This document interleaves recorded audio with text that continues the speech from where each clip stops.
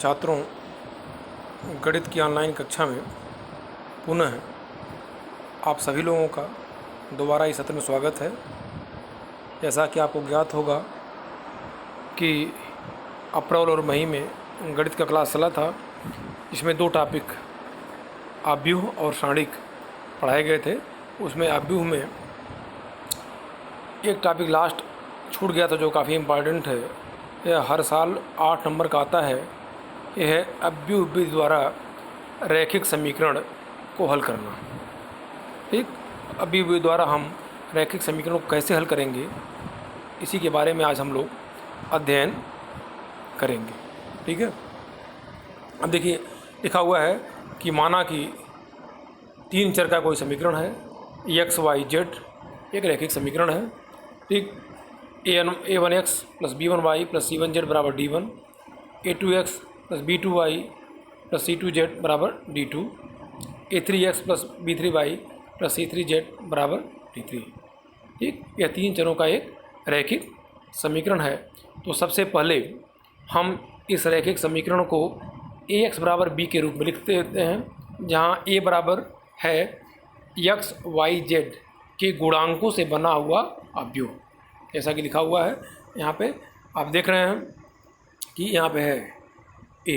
देखिए यहाँ a है, कैपिटल A जो है एक्स वाई जेड के गुणांकों से बना हुआ आव्यूह है। ठीक, x कैपिटल X बराबर है जिन चरों का मान निकालना है एक्स वाई जेड, और b है अचर पद। इस समीकरण में जो भी अचर पद यहाँ d1 d2 d3 लिखा हुआ है उससे बना हुआ आव्यूह है।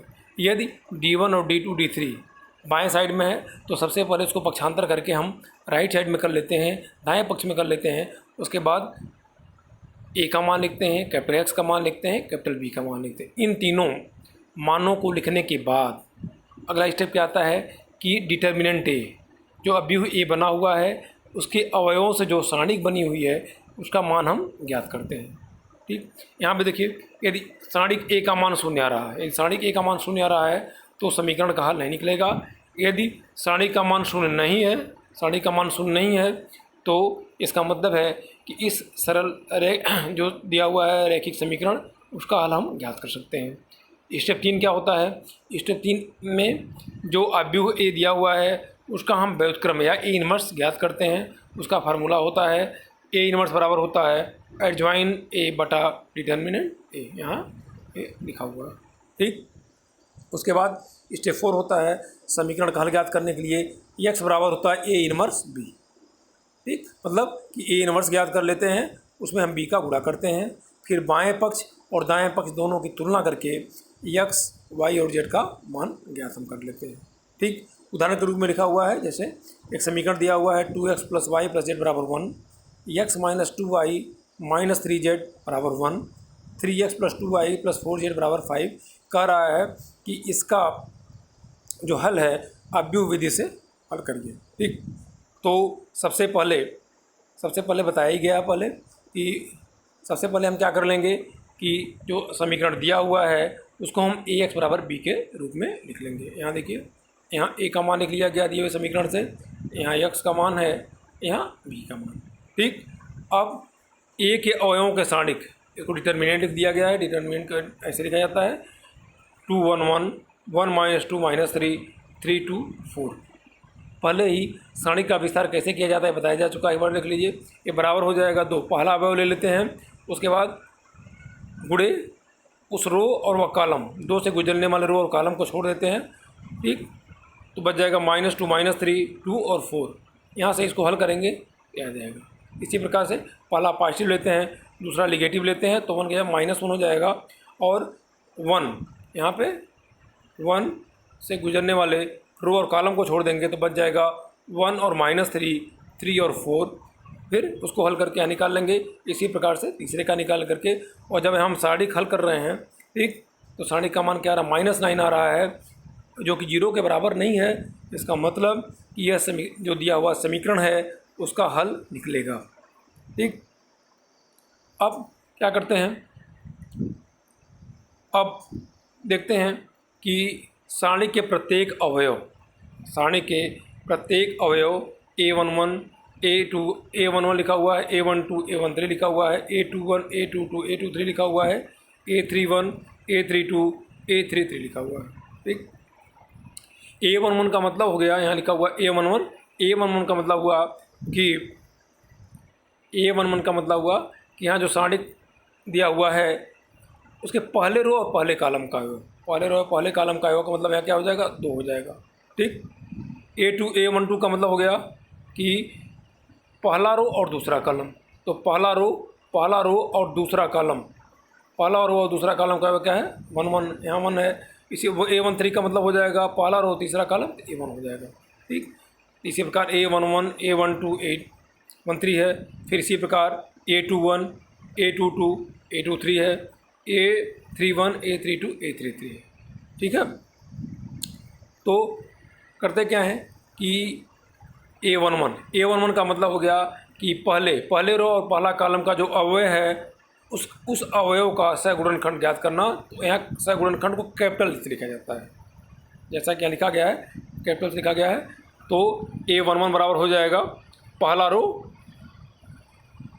और पहला कॉलम, दो का अवयव, 2 का सहगुणनखंड निकालना है। इसका मतलब 2 से गुजरने वाले रो और कॉलम को हम छोड़ देंगे, तो बचेगा तो साड़ी का मान आ जाएगा, ये हो जाएगा -2 -3 2 4। इसको हल करेंगे तो -2 आ जाएगा। ठीक, अल्टरनेट लेते हैं, पहला पॉजिटिव लेते हैं, दूसरा निगेटिव लेते हैं। देखिए यहाँ A12 लिखा हुआ है, तो A12 बराबर माइनस लिख लेंगे। फिर A12 का मतलब है कि A12 का मतलब हो गया आपका कि 1 1, यहाँ 1 लिखा हुआ है, इसका सहगुणनखंड ज्ञात करना है। इसका मतलब कि इससे गुजरने वाले रो और कॉलम, इससे गुजरने वाले रो और कॉलम को हम छोड़ देंगे, तो बस सारणी क्या बन जाएगी, बचेगी 1 -3 3 4। ठीक, बचेगी। इसी प्रकार से A11 निकाल लिए, A12 निकाल लेंगे, A13 निकाल लेंगे, फिर A21 A22 A23 A31 A32 A33 निकाल लेंगे। ठीक है, ये चिन्ह का ध्यान देना है इसमें। उसके बाद क्या करते हैं हम, उसके बाद मान लिया जाए कि इन जो सहगुणनखंड निकाले गए हैं, यहाँ लिखा हुआ है ठीक, सारणिक A, देखिए सारणिक A के सहगुणनखंडों से बना हुआ अवयव, यदि C है तो C बराबर हो जाएगा A11 A12 A13 A21 A23 A31 A32 A33। प्रत्येक का मान रख देंगे, तो हमारा यहाँ देख रहे हैं हम, यहाँ पे ये अवयव बन जा रहा है यहाँ पे। ठीक, एडजॉइन क्या होता है कि C का ट्रांसपोज, ठीक है ना, इसको सी डैश से लिखा जाता है। सी डैश का मतलब होता है कि रो और कॉलम, जो यहाँ पहला रो है यहाँ पहला कॉलम हो जाएगा, तो रो और कॉलम को आपस में इंटरचेंज कर देते हैं। ये लिखा हुआ सी डैश, यहाँ इसका डैश लिखा हुआ है, यहाँ डैश लिखा हुआ है, बदल देंगे, पहला रो पहला कॉलम हो जाएगा, दूसरा रो दूसरा कॉलम हो जाएगा, और तीसरा रो तीसरा कॉलम हो जाएगा। ठीक है, तो एडजॉइन निकल गया। उसके बाद क्या करते हैं, उसके बाद हम देखते हैं कि ए इनवर्स निकालना है। तो ए इनवर्स का फार्मूला क्या होता है, ए इनवर्स बराबर होता है एडजॉइन ए बटा डिटर्मिनेंट ए। ठीक, यहाँ एडजॉइन देखिए, यहाँ एडजॉइन का मान लिखा हुआ है बटा डिटर्मिनेंट, सारणी का मान लिखा हुआ है, इतना बटा इतना हो जाएगा। और हम जानते हैं कि किसी भी अवयव में जब किसी अवयव से हम डिवाइड करते हैं तो उसके प्रत्येक अवयव में उससे भाग हो जाता है। इसमें इसके प्रत्येक अवयव में -9 से हम भाग देंगे, तो ए इनवर्स निकल गया। ठीक, अब क्या किया जाना है, अब एक्स बराबर होता है A inverse B. A inverse का मान रख लेते हैं यहाँ पे, जैसा कि दिया हुआ ए इनवर्स है और बी ए है आपका, ए बी है।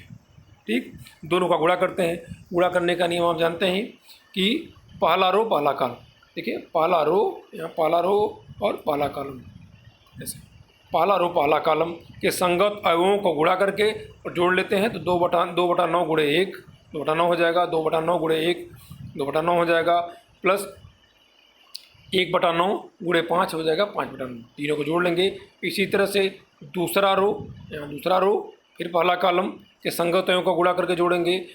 तीसरा रो, यहाँ तीसरा रो दिया हुआ है, तीसरा रो और इसका गुणा करके संगत अवयव का गुणा करके हम जोड़ लेंगे। हल करने के बाद देख रहे हैं कैपिटल एक्स बराबर आ रहा है 1 -3 2। कैपिटल एक्स बराबर बताया गया क्या होता है, एक्स वाई जेड इसका मान ज्ञात करना है जिन चरों का, ये बराबर हो गया।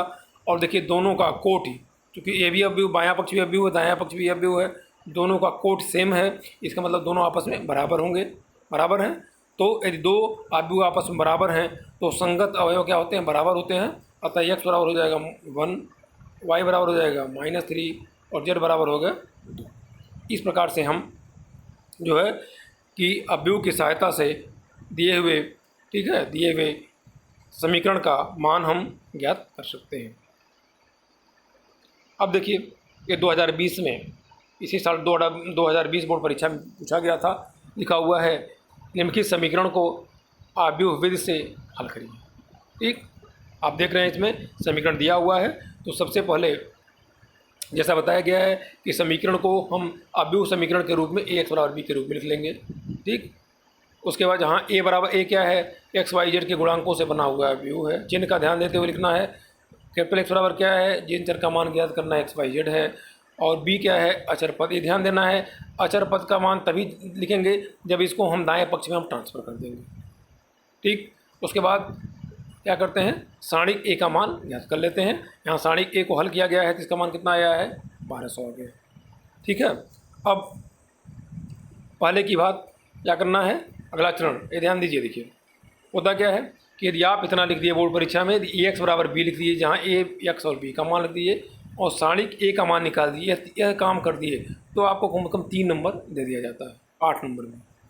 ठीक, अब देखिए अगला चरण क्या था कि उसके प्रत्येक अवयव का सहगुणनखंड ज्ञात करना।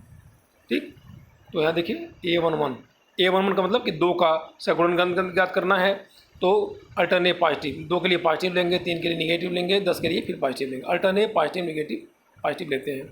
A11 लेंगे, इसका मतलब 2 का सहगुणनखंड निकालना है। इसका मतलब 2 से गुजरने वाले रो और कॉलम को क्या करेंगे, हम छोड़ देंगे। ठीक, बचेगा क्या, -6, 5 और 9 और -20 जैसा क्या लिखा हुआ है। ठीक, इसको हल कर लेंगे हम तो 75 आ जाएगा।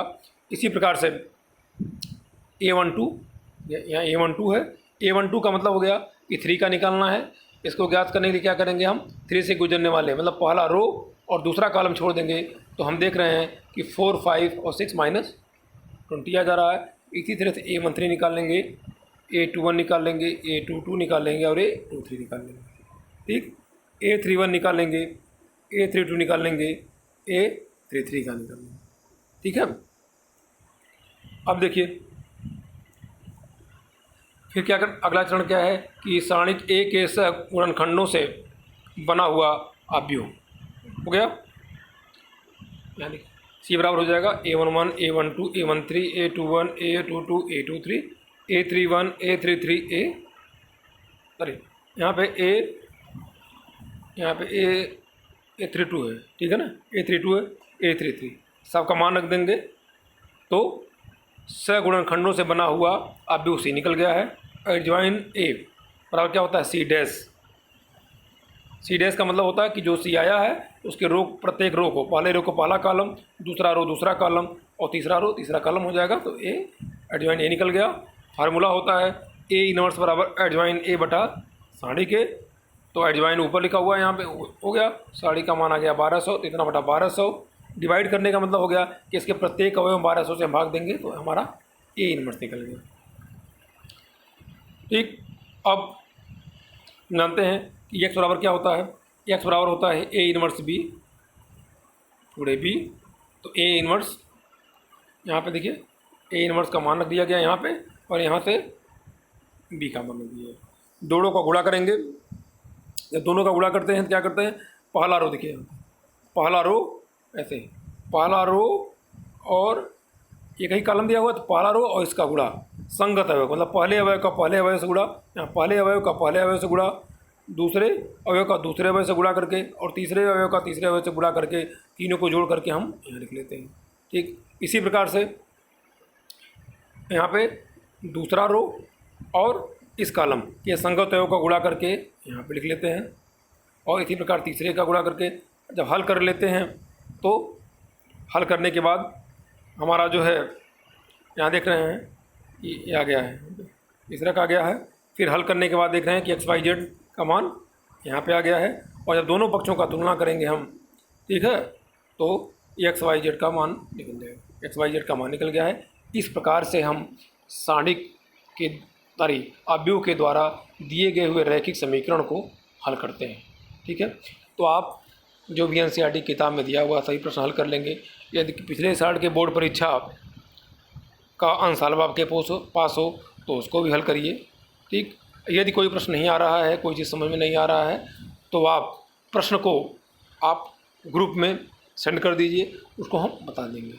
शुरू के 10 से 15 मिनट आपको वीडियो देखने के लिए समय दिया जाता है, उसके बाद दिया जाता है कि आप जो भी वीडियो या जो भी सामग्री आपके पास पोस्ट की जा रही है उसको ध्यान से देखें, पढ़ें। उसके बाद संबंधित प्रश्न जो भी समय बचता है उसमें आप पोस्ट करें या पूछें, तो आपको हल करके बताया जाएगा।